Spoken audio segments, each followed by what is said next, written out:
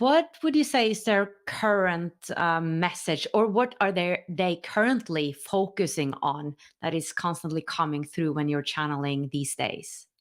Well, at the beginning, it was a lot of bigger picture information, a lot more about galactic history and, um, what's happening with and other star systems. And then they kind of brought it back down to a very personal level, and they've stayed there for the better part of probably 10 years. So their focus is really on the subtleties of manifestation. Where is your frequency? What issues do you have kind of chained together? You might want something, but there's another fear that you have connected to it that's prohibiting you from getting what you want. So you might think you're clearing one thing, but you still have something else to clear, and it's why it's not manifesting. So they spend a lot of time talking about the process of manifestation and also time and how time really exists. And they've also, I would say, probably in the last, I lost track of the time, but probably 6 years, it's more work that focuses with the language of light, using it as a tool, and then symbols that represent the language of light, which I call galactic light codes, that help us to alter our frequency. It's a point of reference for us. It helps to remind us of a specific frequency so that we can make shifts and attune our own energy to whatever the code is, or whatever the language of light activation does for us. But I Yeah. think, one of the big messages that they have right now is why it's so important to understand the process of manifestation is so that you can take your power back. We have so much stuff going on in the collective consciousness in terms of, he said, she said, and we don't really know the full truth, and we will never really know the full truth of many things that are happening right now. So all we can do is work with our own energy and stand in our full power. And that's focusing on the things that we want to create and generate, and not worrying so much about what's happening outside of us. And it's starting first with the frequency that you want to see expressed in the world, holding that. And as you hold it, you're going to see it and perceive it in the outside world. And as enough of us take our power back by not buying into fear programs that are being sold and oftentimes just shoved down our throats, that we take our energy back. And it's like a house of cards. All those bottom cards get pulled and the whole thing comes crumbling down. And that's kind of where we are collectively right now. Yeah, I was thinking exactly about the same when you said, empowering us or taking the power back. That manifestation is really empowering, that we can create, right? And I'm curious about that, like how, to what degree can we create, and what is also destiny and Earth's destiny? Like how much influence do we actually have? Quite a bit, actually. They say, your blueprint, it's like creating a house, and you've got a basic structure, and you can do some serious remodeling. You can take some walls down. You can, build an extra floor. You can change the decor, but there's some basic things that are structural that you can't change. And those are the contracts and the things that the soul really wanted to have an experience with.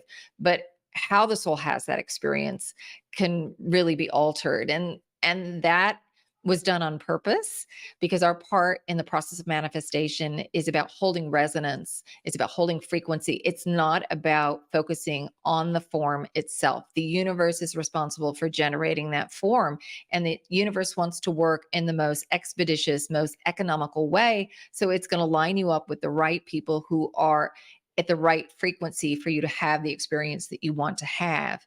And it might look different than what you thought 20 years ago. A lot of people will say, well, I thought I was supposed to write a book.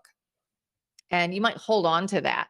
But when it comes down to it, it's really about getting the information out to share, to teach. And maybe writing a book is no longer an efficient way. There's a better way for that to happen. So maybe for you, it's a podcast or a video. And if you hold on to that limiting belief of what that form is, you are not allowing yourself to have the highest experience that you can possibly have. And where we're going right now, that is very, very important. So many things focus on the form. You can have the idea, but don't be attached to it. What their whole thing about manifestation is about is working with the frequency. What do you want to feel? How do you want to think? What energy do you want to emanate, and allow the universe to create the form? So when we allow that to happen, we're able um, to not be locked in so much to what's happening with the collective energy. The collective may be struggling and having a very difficult time, but that doesn't mean in your personal life that has to be your reality. You're on this now moment where that is happening so that you can be of support to others who are going through those challenging times. So you can be a way shore of another frequency that's possible to access. So, you know, we are on the now moment that allows us the greatest expression and to be of the greatest service. And if we were meant to be on another now moment, we would have been. So you're exactly where you need to be. I love that teaching. That is so soothing. You're exactly where you need to be. And a little bit back to manifestation. Some people speak about surrendering, living in the state of surrendering.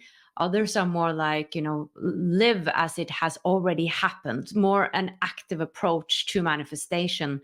And I'm curious about these two ways of manifesting.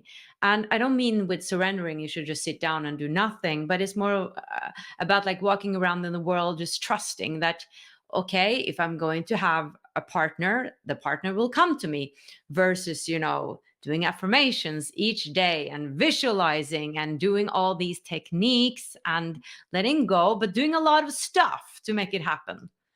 So for them, it's the combination of the two. So we're living in a dualistic universe, and everything has its polar opposite. So we're working with feminine and masculine energy, feminine being the receptive, masculine being the active. All of us carry both of those energies within us. So it first starts as the feminine, that we're holding space, that we are kind of exploring frequency. We're thinking about what we want to create, basically.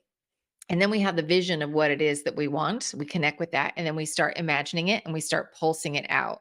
So how do we want to feel with that new job that we have? Maybe we want to do something that's creative, that's flexible, that you get to be with people who are lighthearted and kind. And so you just start feeling that and imagining it as if you are experiencing it now. So you've gone from the feminine, where you are receiving the energy and the inspiration, and then you pick the frequency and you move into the masculine, where you pulse it out.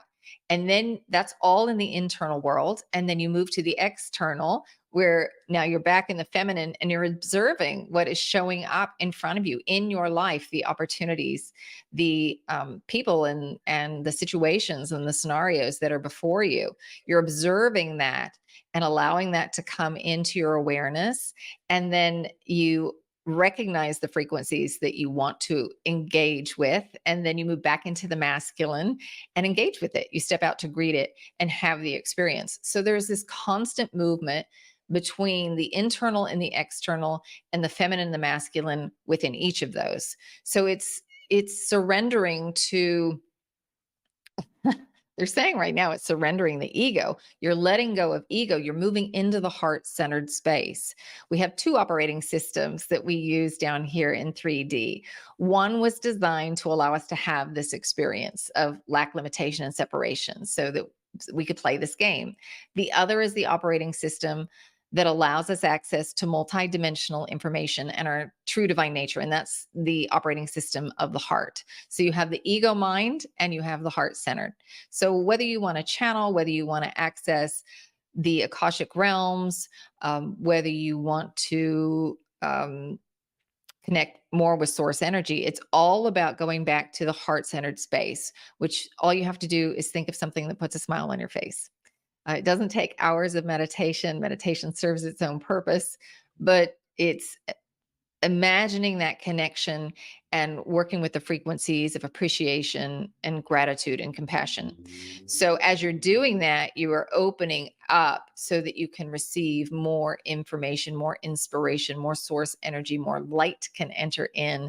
And then you'll get the hits, the ideas of the things that you want to create and generate and play in this reality. To watch the full video, click the link below, and I would love it if you would subscribe to my channel.